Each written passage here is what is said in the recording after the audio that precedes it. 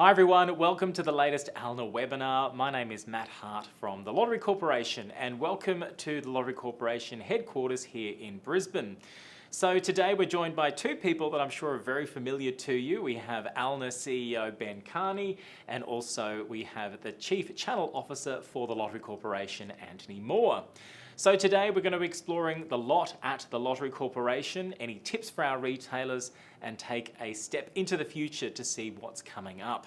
It's going to work where Ben will have a Q&A with Antony, and then I'll have a Q&A with Ben at the end. So over to you, Ben. Thank you, Matt, and thank you, Antony. It's a great pleasure to have you join us for this webinar.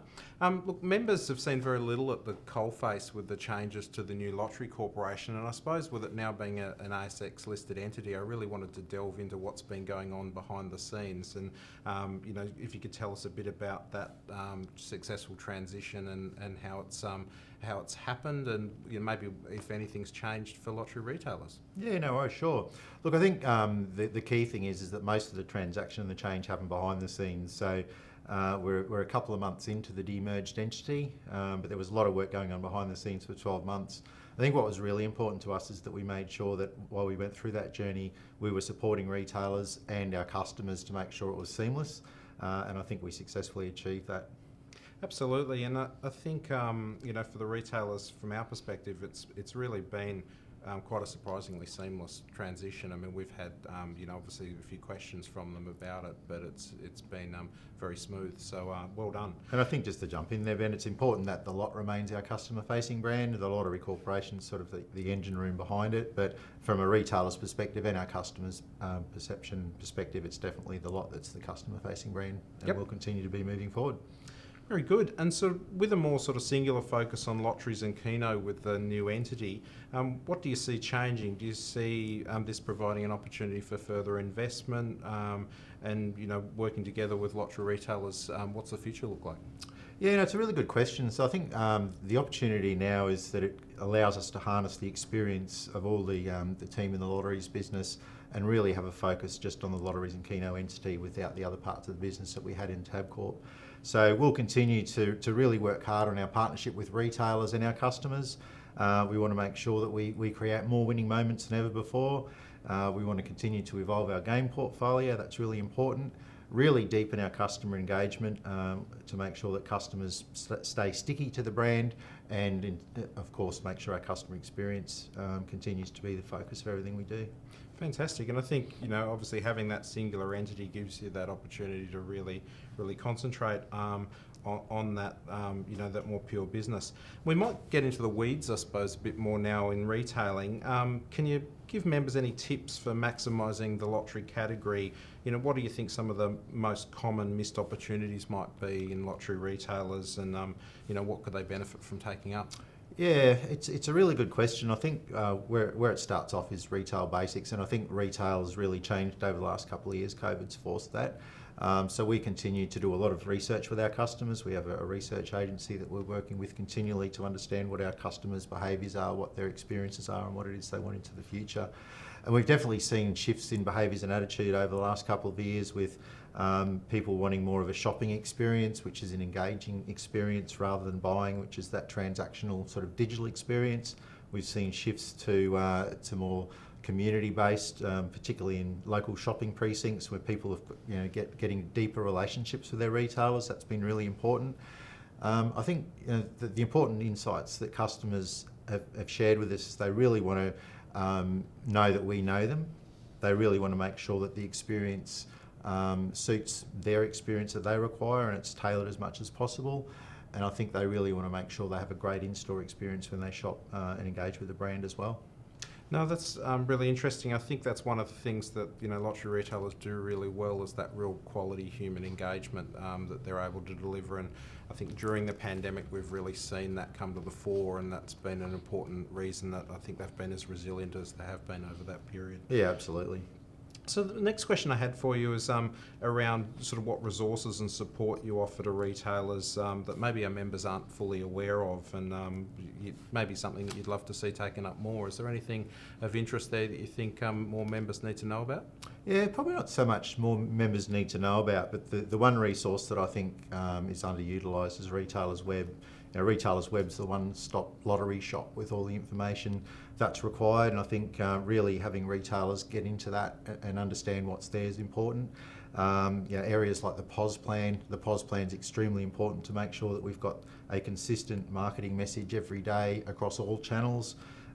We do a lot of work with our data science team to make sure that the offer that we've got on the POS plan is one that's going to maximise revenue. So it's really, really important that all retailers follow that plan carefully. I think there's lots of other guides on there on Retailers Web, like how to set up syndicates, how to do the ISI gifting, etc., which are really important. And we're seeing some fantastic examples where retailers are getting on board with that and really getting some great customer engagement, which of course turns into sales increases. So that's constantly updated. We've got the 3-month rolling promotional calendar to help retailers plan in advance for theming in their stores or other non-lotteries out products that they can get to supplement what's going on as well. So Okay. I think that'd be the tip that I'd provide, Ben. Thank you. No, that's great. And look, are there any other new developments, trends or innovations in your business at the moment, or in retail more broadly, that members might benefit from? Yeah, so I think there's a few things internally. So of course, we're looking at that customer experience, as I said, and that's ongoing. We've got the retail image offer out there as part of the lot rebranding, where eligible retailers have been given the option of fast tracking or accelerating the implementation of the Gen 1 DigiPOS. We had about 70 retailers that got on board with that late last year, and there's another just under 300 to go. That's in addition to the normal upgrade program. So that's fantastic because that gives us that consistent brand approach and certainly helps drive revenue for those retailers that engage. I think working on the retail experience, and I think, as I said before, COVID has really driven the expectations of consumers much, much higher in terms of getting a really engaging experience. And of course, what better way to engage with people than in store? So that's really important as well. No, thanks for that. And moving on, I wanted to talk to you a bit, Antony, about our industry think tank that certainly the lot and ALNA have led, and you've been a driving force behind that initiative, sort of right before COVID, and then working through COVID with other key suppliers to work on industry challenges together. And one of the first things to come out of that engagement's been the Boost Your Business online skills training program that we've put together collectively. Can you sort of tell us a little bit about those initiatives, the think tank and Boost Your Business, and what you think they bring for members? Yeah, sure. So first of all, I think it's a fantastic initiative, the think tank. I think one of the things that all retailers can do, whether it's in our network or others, is really continue to learn, to change, to evolve with customer needs. And I think it's fair to say that, if you take the COVID period out, the last 5 years in retail has been extremely rapid in terms of the amount of change as the world becomes more digital. So I think providing some resources to help retailers sort of really get immersed, and that's fantastic.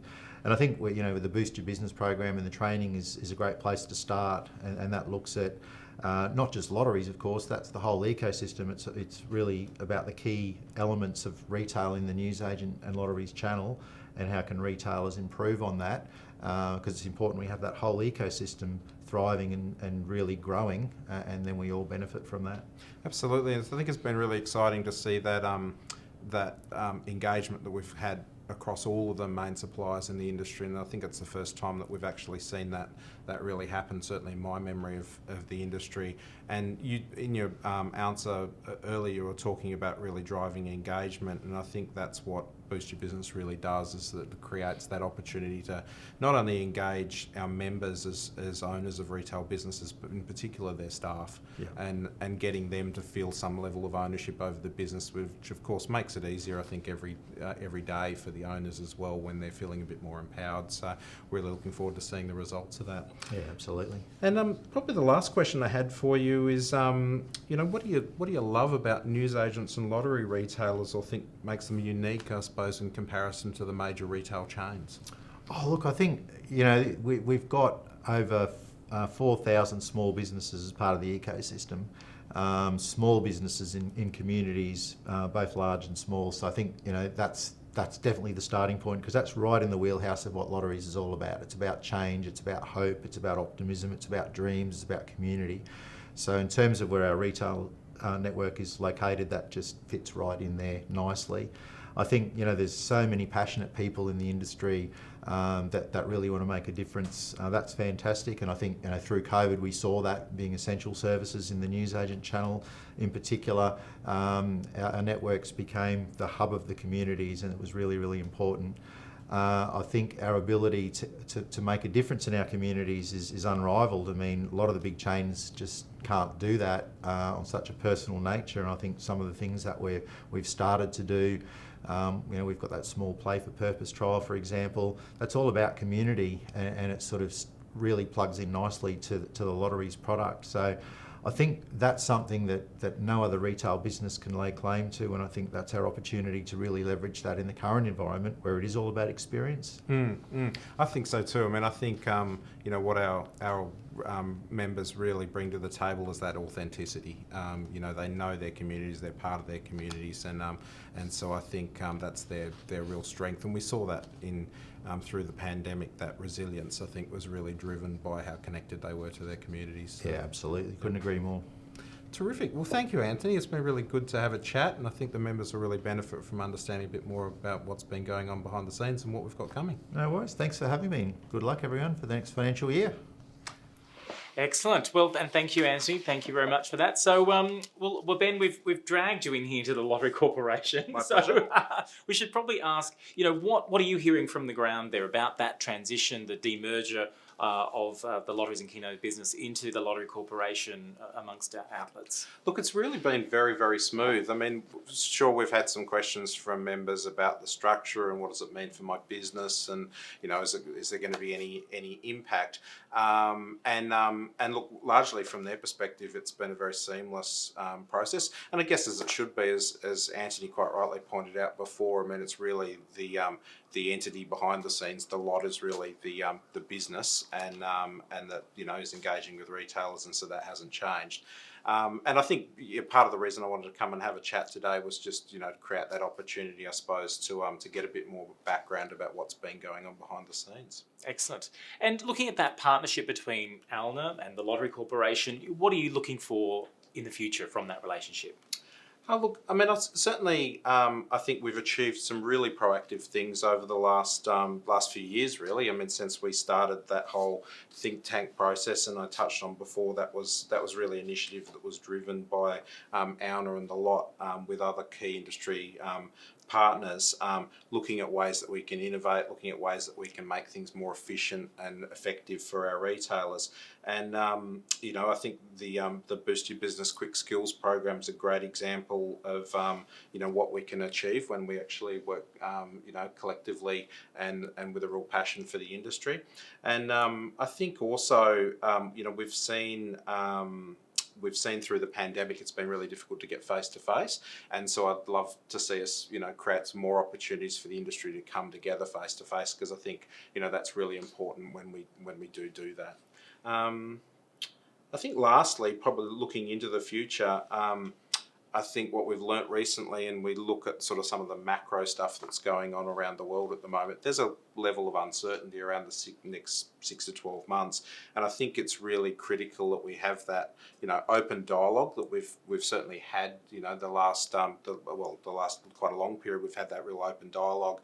And obviously, you know, ALNA's role is to bring our members issues and challenges to you very clearly, so that you understand what's going on behind the scenes. And I know you've got a number of different ways of engaging with your retailers, and you know, ALNA is an important part of that. And so I think where we have that really open dialogue, you know, we've seen successes in the past, like, you know, working through things like shop fits and working through the new REM model and streamlining those processes to make sure that, you know, we get win-win outcomes ultimately. Yeah, and I guess that's the key, isn't it? That the word partnership, you know, the success comes from both parties, you know, getting benefit from that partnership. So absolutely. Yeah. Excellent.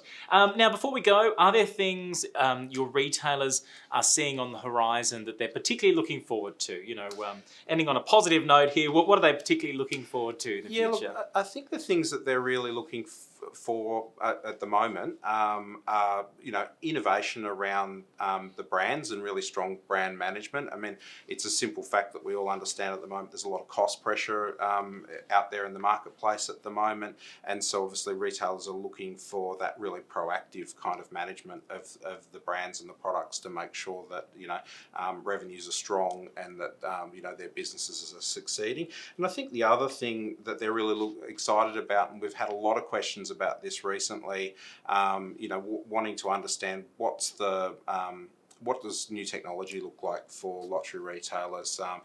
What are new terminals going to look like? When will they maybe get them? How are they going to make their lives, more efficient, and obviously the customer experience even better? And so they're really keen to understand that. Yeah, awesome. Well, potentially lots of exciting things coming up that we'll have to wait and see what unfolds in the coming months and years. But we'll actually leave it there. And thank you both.